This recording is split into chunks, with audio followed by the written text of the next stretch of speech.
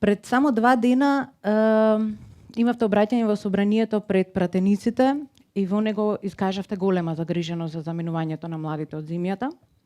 Меѓутоа, еден друг сегмент мене ми остави посебен впечаток, а тоа беше дека најавивте дека на државата и треба надпартиска стратегија која што ќе може да создаде подобро општество за сите нас. Моето прашање е, кога веќе работите на нешто што се вика МКД 2030, дали оваа ваша иницијатива ќе вклучува предлози кои што ќе ги опфатат младите и дали тие се во фокусот на овој ваш документ? Благодарам за поканата да бидам дел од оваа дискусија на оваа тема која е актуелна години на назад. Не е само сега. Се погоди да биде, како доаѓа, еден ден после моето годишно обраќање или 2 дена после моето годишно обраќање во собранието, во кое јас мислам дека сум првиот претседател кој на тоа ниво, по тој повод, кога се обраќаш пред целокупниот дипломатски кор или целокупната пратеничка структура или политичка структура која води оваа држава, кој го загатнува тоа прашање и го третира на повисок начин, не само како козметика или како политичка реторика пред избори. И тоа зборува лошо за сите нас. Ако после скоро 30 години независна држава, еден председател или премиер предлага проекти за надминување на тој проблем, значи кај сме биле до сега. Клучната реченица во таа теза, во тој пасус кој образлагам што мислам дека треба да се направи, е да престанеме да се обвинуваме во чие време повеќе млади заминале. И таа фраза која ја кажам со бројките е земена од изјава на еден наш познат политичар, не е битно кој е, можете да го најдете на Google. Че вели во наше време, во ваше време се селија 300.000, во наше време само 150.000. Мислам дека на тоа ниво не смееме да ги водиме дебатите. Срамно е да ги водиме дебатите. И подолу велам во тој истиот говор дека единствен млад човек да замине, не заради барање подобра иднина или шанса за работа, него за евентуално заради нашите лоши политики. Тоа е трагедија не само за неговото семејство, него и за сите нас. Чинаку со барам тоа прашање да се тргне од меѓупартиските препукувања, од дневната политичка агенда, конкретно барам да не биде дискутирано воопшто, ако може, а нема да може, за време на овие избори кои доаѓаат или кампањата, бидејќи на тоа нема да добија никој поени, бидејќи сите сме биле слаби во тој дел, од 90 до денес. Една моја изјава беше прилично коментирана и дадов на една младинска конференција во Нови Сад во Србија пред некое време и стојам за таа изјава комплетно.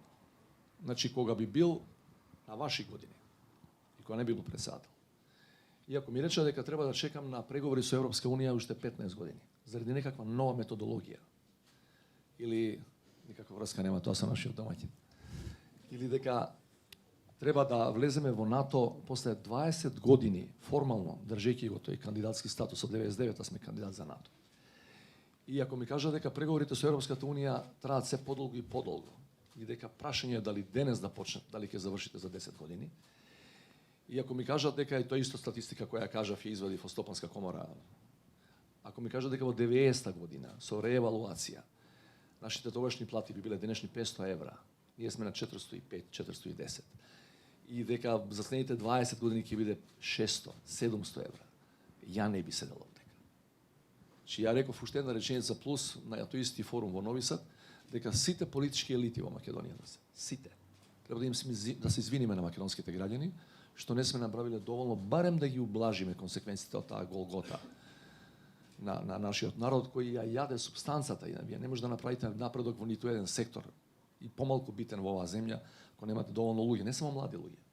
Генерално, не заминуваат само младите. Заминуваат и средна генерација, заминуваат и оние што се скоро пред пензија. И не само да чуваат внуци на своите деца таму, за жал. Најголемиот доказ дека политичките елити се повеќе или помал се кабајат, сите, без исклучок е тоа што не можеме да направиме попис 20 години.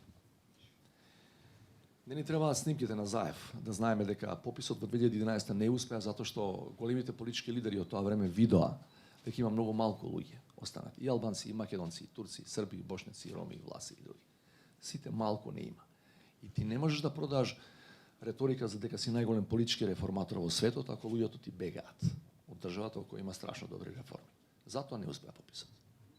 Сега ги направивме овие избори во април, ги договоривме, баш кога требаше да имаме попис. па колку што знам според меѓупартиските овие договарања, пописот е договорен за почетокот на следната деценија. 2021. Ја ви гарантирам уште од сега дека нема политичар во оваа држава кој не се плаши од бројките кои ќе ги види дента кој ќе ги објават. Инаку според некакви вкрстувања на резултати ние знаеме и сега колку не има. Многу малку не има. Чи сигурно половина милион помалку од бивша Југославија која бевме. Што ја мислам дека треба да се направи, не само во однос на проектот, макар да 2030 кој на самиот почеток. Ја мислам дека треба, освен оваа дебата, да се излече од тие дневно партиски расправи. Ја мислам дека ние треба на младиве луѓе да им дадеме шанса да успеваат овдека со тоа што нема да им бараме правопартиска книжка за вработување. Ако најдобрите у генерација велат мене не ме интересира политика или не сакам да се бавам со политика, сакам да се бавам со ова зашто сум учел. Дајте ми шанса. И ако некој партиски апаратчик на било кое ниво и во подрачна единица, ако има шанса пред вас да се вработи, што е алтернативата за вас? Или да влезете во партија и со соодветната книжка, зависи која партија е у тој момент на власт, да се вработите, или да се одселите. Јас бев дел од едно истражување во 2004 година. Внимавајте, 2004 година. Беше цел еден тим на експерти меѓународни и домашни. Броевме, грубо кажано, колку луѓе, не само млади, се членови на политички партии кај нас. Слушате ја бројката се. 338.000 полнолетни граѓани беа членови на некоја политичка партија во тој момент. Што беше убедливо највисок процент пер капита на партиско членство во Европа. Можеме да нагаѓаме дека се е полошо во таа смисла. Мислите дека сите тие се заинтересирани да се бават со политика? Не. Маката ги натерала за било каков успех да направат во животот, да мора до некоја партија која нешто ќе им вети да се приклучат. Чи тоа мислам дека треба да се тргне на страна. Прво, професионалните вештини, прво знаењето кое го имаш. Не е спорно, може да бидеш и 5 пати член на партија, а не тоа да биде единствен критериум за вработување.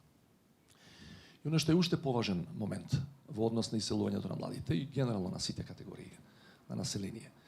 Ние мораме конечно да ја оправиме државата во таа правна сфера, затоа што денеска сосема е јасно дека правна држава не постои на нивото на зрелите европски демократии. После 30 години ние денеска зборуваме за афери во кои е јасно дека правото селективно се применува. Не е само последната афера Рекет која ни ги отвара очите. Ше многу афери и предходно, сите знаеме дека има и многу афери и потоа.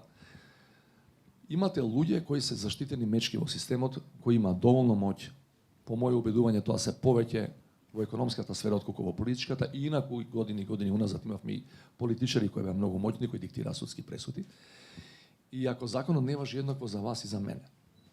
Имаме една изјава во кампањата за која ме критикува исто така, не само политичката опозиција, која им велам дека замислете ја ако сум претседател, кој што сега сум, и ако ме запре сообраќај на полиција, кој се клади дека ќе ме казнат?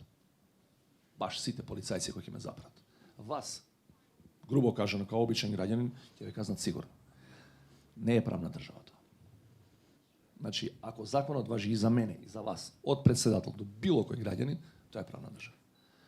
И ако тоа не го направиме, независно кој е на власт, да не се плашиш дека ако моите не се на власт, можам да заглавам затвор. Него да се плашиш дека ќе заглавиш затвор само ако си направил нешто криминално, спротивно на законот, ние мораме да го работиме тоа. За жал, тука имаме најголеми потврлања и пред некој ден повторно на една друга дебата се подсетивме на еден познат рапорт на господинот Прибе. Ја мислам дека е точна констатацијата на еден од учесниците на таа дебата дека ние тој рапорт сосема го заборавивме. Генерално го заборавивме. А од сега натаму, како што закажавме датум за избори, ја ви уверувам дека никој нема да збори од политичари без за ништо, освен за тоа колку пратеници ќе се земат, колку гласови ќе се земат, кој ќе прави влада после, какви комбинации се можни после тоа. Така што ние сме преполитизирано општество. Ја мислам дека тоа поприлично ги нервира и ги фрустрира младиве и тоа е една значајна ставка зашто они заминуваат. Знаете, од сабајле до вечер ние се бавиме со тоа која партија кому што рекла, наместо да гледаме да бркаме бизнис, да гледаме да ни биде подобро, да бидеме посретни конечно. Макар да 2030 треба да заврши во јуни, завршувам со ова, треба да заврши во јуни, околу 40 луѓе се вклучени, над половина од нив се млади луѓе. Мене ми е драго што имаме во нив истакнати млади научници и од Америка, Канада и од Европа. наши луѓе од тука кои се иселени, кои се нафатија, имаме професор од Колумбија на пример, кои се нафатија да учествуваат, да контрибуираат во еден сегмент од тој извештај.